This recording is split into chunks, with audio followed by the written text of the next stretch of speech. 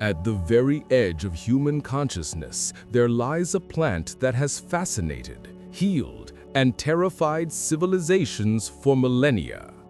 Cannabis.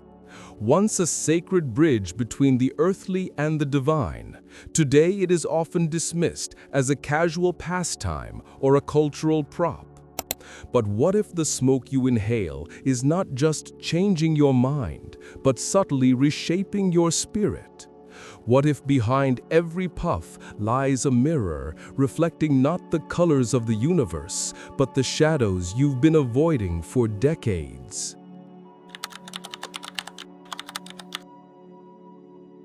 Long before dispensaries, before memes and marketing campaigns, cannabis was revered as a vessel of profound spiritual insight.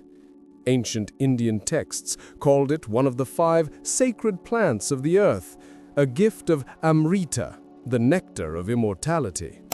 It was not a tool for escape, but a gateway for ego dissolution, a way to confront the illusions of the self.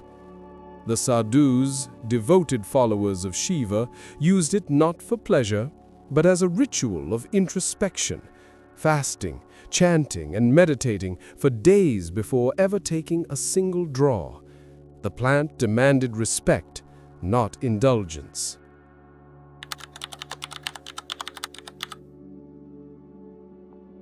In Taoist tradition, cannabis was harmonized with herbs like ginseng to refine the flow of qi, the life energy within the body. Used correctly, it could elevate consciousness. Used carelessly, it amplified imbalance. The Sufi mystics echoed the same truth. Hashish, approached with discipline and intention, became a bridge to annihilate the ego. But without reverence, it was merely intoxication, a cloud over the clarity of the soul.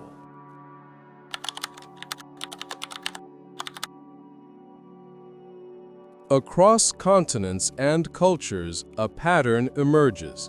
Cannabis and all power plants are neutral vessels. Their effect is not inherent. It depends on the consciousness of the user, the ritual, and the context. Among the Bantu in Africa and the Americas, plants were conduits to the ancestors, not crutches for pain. Among the Rastafari, ganja is sacrament, wisdom, and reflection, smoked collectively, integrated into song, meditation, and communal reasoning. Yet modern culture has flattened this sacred history. Cannabis is now sold as freedom, relaxation, or rebellion, often stripped of the wisdom or discipline that preserved its sacredness. The risk? A fogged mirror, a temporary sense of expansion that creates the illusion of spiritual depth while leaving the soul stagnant.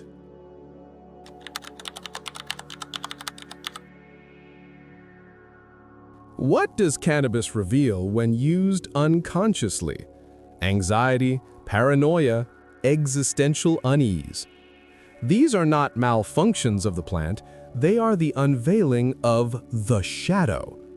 Carl Jung called this the shadow, the sum of repressed fears, desires, and traumas.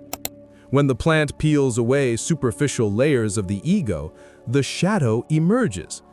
Without preparation or reflection, confrontation with the shadow can feel destabilizing, even dangerous. In traditions like Raja Yoga and Tibetan practices, altered states are never left unguided. Paranormal abilities, visions, or extraordinary experiences are filtered through ethics, discipline, and spiritual maturity.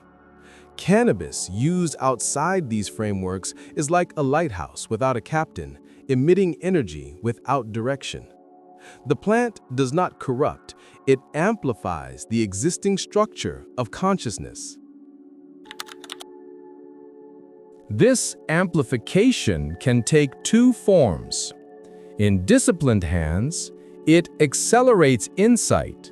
enhances empathy, and deepens connection to the divine.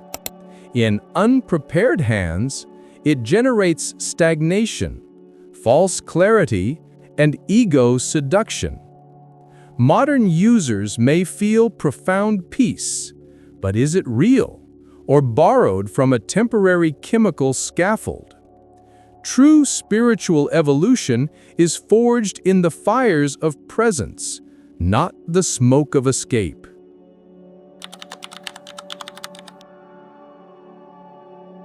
The historical evidence is clear. In Jewish mysticism, the Zohar warns against forcing open gates of light without preparation.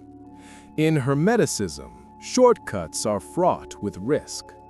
Indigenous Africa and the Amazon never leave sacred plants to solitude. They are part of community, ritual, and story. Remove the framework, and the plant becomes a toy. Remove the lineage, and the experience is a hall of mirrors.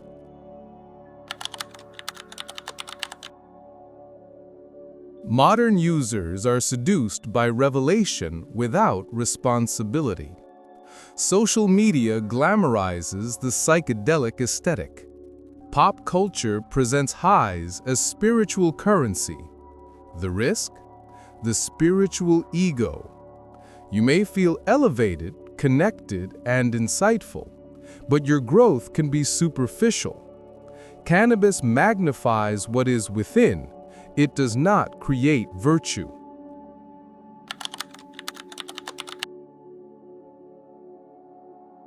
For those who approach it wisely, the plant remains a teacher. Lessons demand attention, discipline, humility, and courage. Presence is required before, during, and after each experience. True insight is measured not by visions of feelings, but by how the experience changes your behavior, relationships, and inner integrity.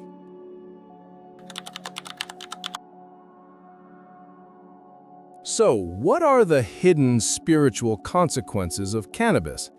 It depends entirely on you. It is a mirror, a lens, a magnifier. It can reveal your deepest light or darkest shadow. Before your next experience, ask yourself, are you seeking escape or confrontation? Are you ready to meet the shadow, integrate insight, and let it shape your life? Cannabis will not forgive negligence. It only amplifies what already exists. Presence, discipline, ethics, and reverence are the real keys. Ancient cultures knew this. Modern seekers are relearning it. The true spiritual journey is measured not by visions under influence, but by what you become after the smoke fades.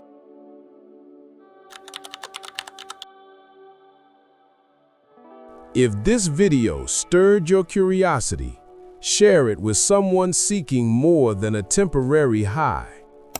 Cannabis carries potential, but potential alone does not make the seeker. Meet the plant prepared, humble, and awake. Only then does the smoke reveal not just visions, but transformation. Thank you for watching.